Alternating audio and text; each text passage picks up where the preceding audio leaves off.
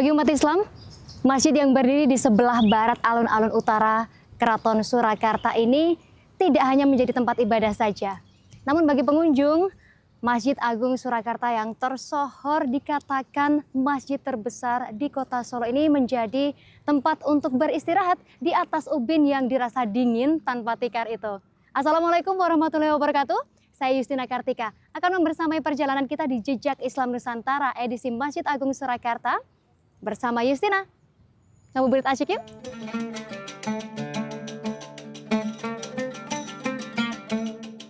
Nah, Tribuners, Masjid Agung Surakarta dan juga Keraton Kasunanan Surakarta itu layaknya seperti pena dan juga tinta yang sulit dipisahkan dalam mencatatkan sejarah Islam di Indonesia. Nah, pada riwayatnya, Masjid Agung ini tuh sama seperti keraton yang dia tuh juga memiliki catatan historis dengan dinasti Mataram Islam.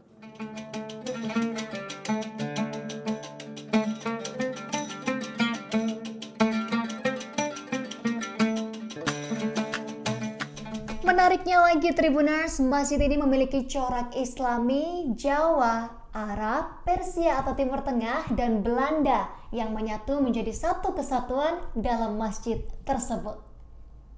Dibangun oleh Pakubuwono III sejak tahun 1763 sampai 1768, Masjid Agung Keraton Surakarta memiliki arsitektur tradisional yang menawan. Arsitektur masjid ini bergaya tajuk yang beratap tumpang tiga dan berpuncak mustaka atau mahkota.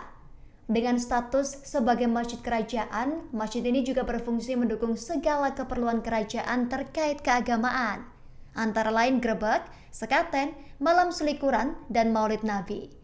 Di dalam kompleks Masjid Agung dapat dijumpai berbagai bangunan dengan fungsi kultural khas Jawa Islam. Di masjid ini juga terdapat maksuro yang merupakan kelengkapan umum bagi masjid kerajaan. Maksuro ini fungsinya sebagai tempat salat bagi raja, permaisuri, dan juga pangeran dan sekar kedatonnya.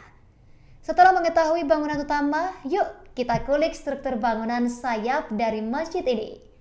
Bangunan sayap terdiri dari beberapa bagian, yaitu pawestren, pabongan, serambi, emper, kolam, dan teratak rambat. Pawestren di Masjid Agung Surakarta ini berukuran 7,60 meter x 28 meter yang mana lantainya dilapisi ubin keramik. Fungsi dari pawestren ini ialah sebagai tempat salat bagi jemaah putri. Karena kekhasan inilah, Masjid Agung Keraton Surakarta menjadi masjid yang unik, cocok untuk wisata religi jika Tribuners mengunjungi Solo. Jadi Masjid Agung Surakarta ini didirikan oleh Pakubuwono yang ketiga pada tahun 1745 ketika Pakubuwono yang ketiga ini memindahkan kerajaan Kartosuro ke desa Solo. Sebetulnya Masjid Agung ini bernama Masjid Ageng Kasunanan Keraton Surakarta, tetapi nama oleh Kementerian Agama menjadi nama Masjid Agung Surakarta. Jadi masjid ini pertama kali didirikan berbarengan dengan perpindahan kerajaan Kartosuro ke desa Solo, dari sambil membangun Keraton Surakarta, kemudian depannya alun-alun, sebelah baratnya dibangun oleh Masjid Ageng Keraton Surakarta, terinspirasi baik arsitektur, bahannya dan sebagainya seperti Masjid Agung Demak. Masjid Agung ini dibangun dari raja ke raja sampai seperti yang kita lihat ini dibangun oleh Pakubuwono yang 10 seperti menara dan sebagainya. Masjid Agung ini masjid yang terbesar di kota Solo, baik dari segi luasnya karena hampir 2 hektar ya, untuk ruang utama saja hampir 5.000 meter persegi. Ini bisa menampung kalau di dalam ini sekitar 2.000 jamaah, kalau di luar ya sekitar 2.000-an ya. Jadi kemudian sampai halaman ini bisa kita dulu memecahkan rekor tuh hampir 7.000-an ya kalau sampai halaman. Jadi itu sejarah singkatnya Masjid Agung Keraton Surakarta maupun luasnya, daya tampungnya. Ya, ini jadi yang masih kita lihat sekarang ini yang kebanyakan yang masih asli ini sokok gurunya, tiangnya ini, kemudian reng-rengnya, eh, jadi itu masih asli pintu-pintunya. Tapi kalau yang kita lihat sekarang ini lantainya ini sudah diganti oleh pemerintah dengan persetujuan eh, Badan Kepurbakalaan ya. Jadi BPCB karena bangunan ini ditetapkan oleh pemerintah sebagai bangunan cagar budaya hidup yang digunakan sepanjang masa. Jadi kalau mengganti harus persetujuan. Ini sekarang sudah diganti dengan marmer Itali. Aslinya sebetulnya batu kali. Jadi batu kali, batu bata. Kemudian temboknya itu juga kalau aslinya nanti bisa dilihat di dokumentasi sana itu ya batu bata. Nah, kemudian atapnya sebenarnya sirap dari kayu, tapi oleh pemerintah karena mengganti itu membutuhkan kualitas yang sama, kemudian biaya yang besar.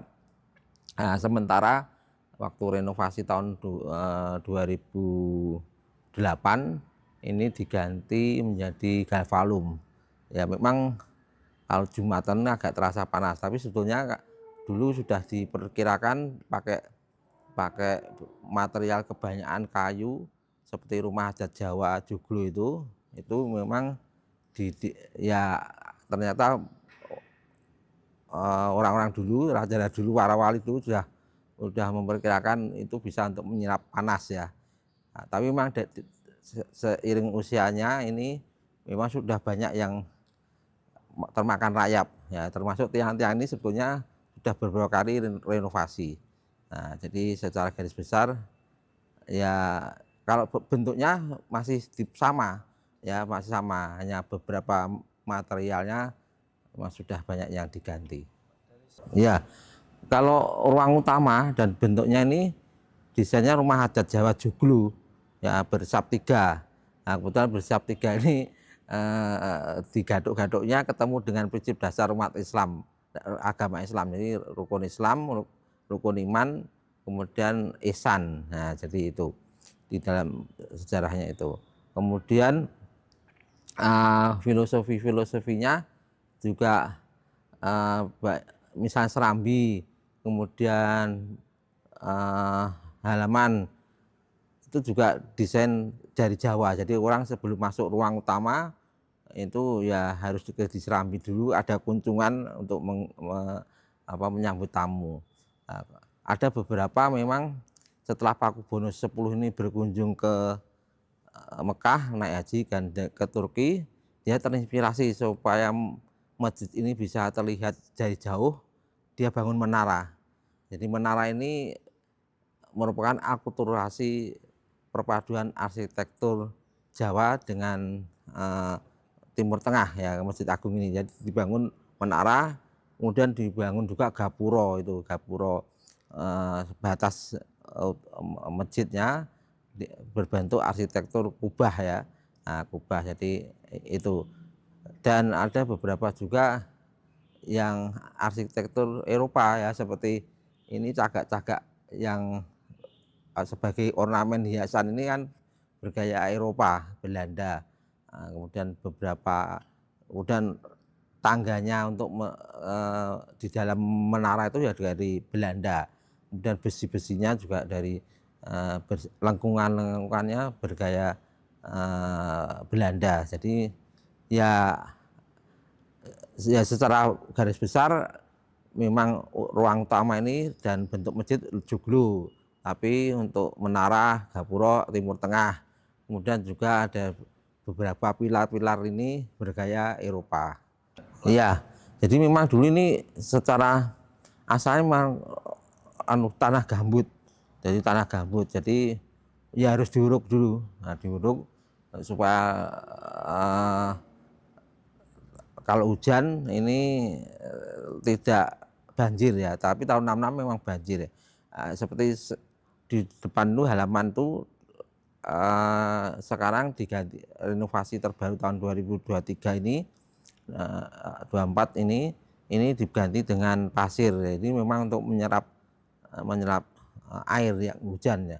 Jadi memang ini ditinggikan karena dulu tanah yang kita dibangun masjid ini tanah yang rawan banjir. Jadi akhirnya ditinggikan ya supaya tidak terlalu kena air kalau ada banjir. Ya itu Pakubuwono 10 tahun 1900-an.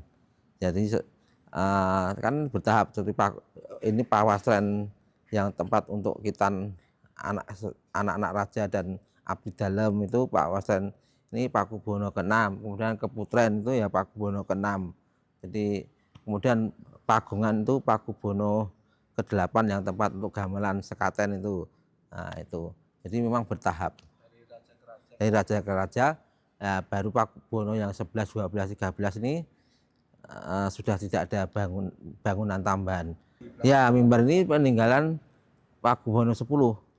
Nah, dulu sebetulnya ada juga tempat khusus raja Maksuro, tapi ini sudah kalau panjang di Masjid Agung Ngajok Jakarta, Kauman itu ada tempat khusus untuk raja sholat ya, tapi ini sekarang sudah dibawa ke keraton. Nah, sebenarnya dulu raja kalau sholat ke Masjid Agung ya ada tempat sana yang pojok itu tempat transit raja berganti busana. Nah, baru masuk ke sini.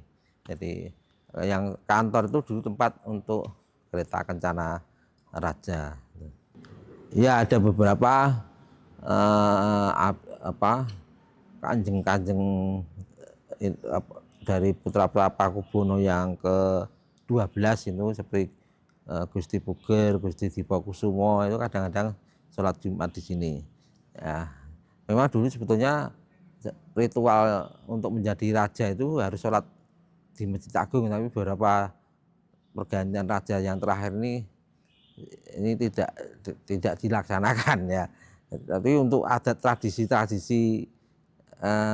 keraton, tradisi Islam Keraton Surakarta ini masih menggunakan Masjid Agung seperti nanti grebek Sawal, malam selikuran Ramadan, kemudian sekaten, malam kemudian grebek Idul Adha, grebek besar. Itu semua gunungan itu sedekah raja didoakan di Masjid Agung. Ya kadang-kadang saya jarang. Mungkin kalau pas ada tarawih keliling atau ada mendampingi kunjungan menteri-menteri yang ingin berkunjung ke Masjid Agung, biasanya baru ke sini. Ya itu Pakubuwono 10, Kyai Wahyu Tengoro ya beduk sama. Jadi itu dulu fungsinya ya untuk alat bantu di samping Pak Muadzin itu melantunkan adzan di menara sambil menunggu iqomah, biasanya beduk itu dibunyikan. Nah, tradisi membunyikan itu sekarang tidak setiap sholat 5 waktu, tapi hari Jumat. Hari Jumat itu menjelang adzan dibunyikan beduk itu. Atau nanti menjelang sahur, pas bulan Ramadan itu sekitar jam 1 dibunyikan sebentar. Ya untuk membangunkan sahur, walaupun sekarang sudah banyak media untuk membangun sahur ya, ini hanya melestarikan tradisi saja. Ya. Benar ya ada torongnya itu, jadi torong trompet itu ya, itu adzan naik. Sekarang bahkan untuk menentukan waktu adzan, raja yang ke-6 membangun jam matahari yang panjang tadi lihat itu ya, depan kantor itu. Tadi ada lingkaran itu, nah itu ada kacanya, itu kan jam istiwa, jam matahari yang untuk menentukan waktu sholat. Dulu alat bantunya sinar matahari itu, kalau ada sinar matahari ya baru berfungsi, kalau mendung ya nggak berfungsi.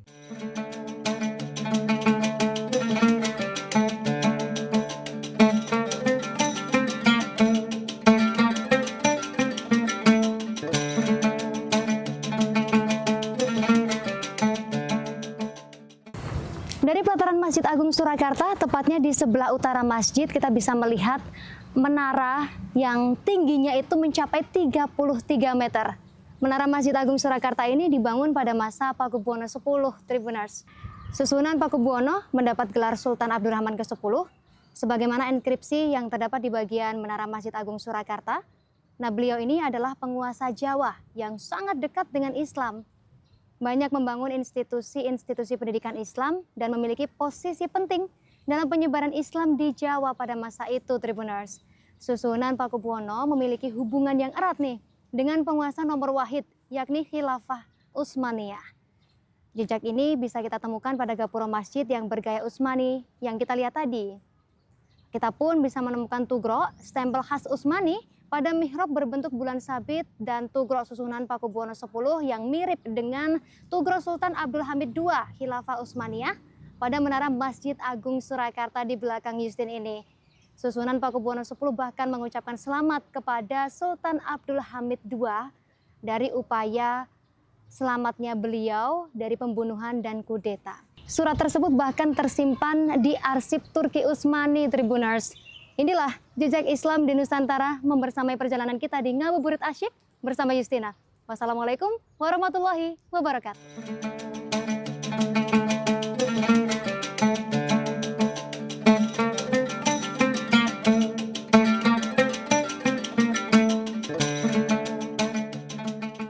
Download Tribun X sekarang, menghadirkan lokal menjadi Indonesia.